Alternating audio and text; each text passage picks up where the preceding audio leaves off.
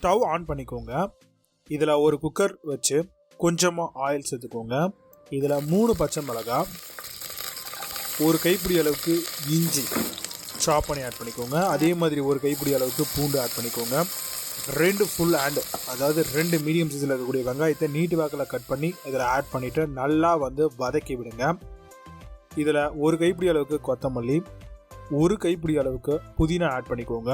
இதெல்லாம் போட்டுட்டு நல்லா சாட்டை பண்ணி விடுங்க. கருவேப்பிலை கொஞ்சமாக ஆட் பண்ணிக்கோங்க. இந்த க்ரீன் பேஸ்ட்டுக்கு நல்லா பார்த்தீங்கன்னா சாட்டை பண்ணி விடுங்க. தட் மீன்ஸ் நல்லா வதங்கினதுக்கப்புறம் ஒரு மிக்ஸி ஜாரில் இதில் இருக்கிறது எல்லாத்தையும் ட்ரான்ஸ்ஃபர் பண்ணிவிட்டு மூடிக்கோங்க.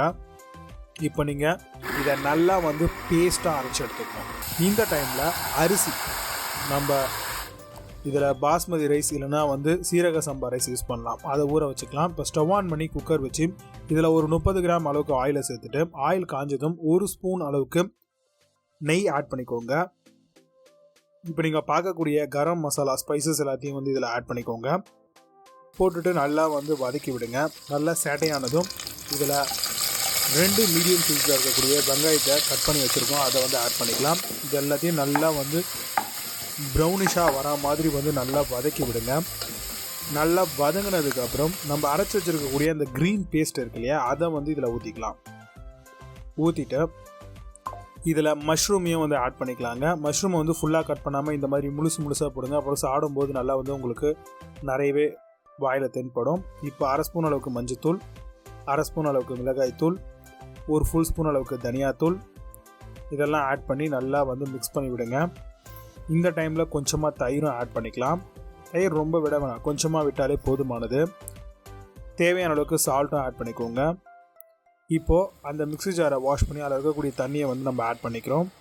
1 டம்ளர் அரிசிக்கு 1.5 டம்ளர் தண்ணி அப்படின்ற அளவுக்கு தான் இப்போ நம்ம ஆட் பண்ணிகிட்ருக்கோங்க. குக்கரில் செய்கிறதுனால தண்ணியோடைய அளவு ரொம்ப இம்பார்ட்டண்ட்டு. ஸோ அதனால் கரெக்டாக மைண்டில் வச்சுக்கோங்க. இப்போ அரிசி நல்லா ஊறி வந்திருக்கு, நல்லா வாஷ் பண்ணி எடுத்துட்டோம். இப்போ அதை நம்ம இதில் ஆட் பண்ணிடலாம். இதில் நம்ம சீரக சம்பா ரைஸ் தான் யூஸ் பண்ணியிருக்கோம். இதை நல்லா பார்த்திங்கன்னா மிக்ஸ் பண்ணி விடணுங்க. இதில் கொஞ்சமாக கருவேப்பிலை லாஸ்ட்டாக ஆட் பண்ணிக்கோங்க. அதே மாதிரி கொஞ்சமாக கருவேப்பிலையும் கூடவே கொத்தமல்லியும் ஆட் பண்ணிக்கோங்க. புதினா எக்ஸஸாக இருந்தால் கூட அதையும் ஆட் பண்ணிக்கலாம், நல்லா ஃப்ளேவர்ஃபுல்லாக இருக்கும். இப்போ குக்கரை மூடி இதில் நம்ம 2 விசில் விட்டு எடுத்துருக்கோம். ஏன்னா நல்லா அரிசி ஊறிடுச்சு, அதனால் 2 விசில். உங்களுக்கு ஆல்ரெடி நீங்கள் செஞ்ச பழக்கத்தில் 3 விசில் விட்டால் நல்லாயிருக்கும் அப்படின்னு நினச்சிங்கன்னா நீங்கள் தாராளமாக விடலாம். இப்போ குக்கர் விசில் எடுத்துகிட்டு ஓப்பன் பண்ணால் இந்த மாதிரி பக்காவாக ரெடியாக இருக்கும். இதை நல்லா நம்ம மிக்ஸ் பண்ணி விட்டுட்டு இதை நம்ம தொன்னையோ இல்லைனா ஒரு கப்புலையோ ஃபுல்லாக ஆட் பண்ணிவிட்டு இந்த மாதிரி தட்டில் கவுத்தோம் அப்படின்னா சூப்பரான தொன்னை மஷ்ரூம் பிரியாணி ரெடியாக இருக்குது. கண்டிப்பாக தயிர் பச்சடியோடு சாப்பிடுங்க, ட்ரை பண்ணுங்கள், செம்ம டேஸ்ட்டாக இருக்கும்.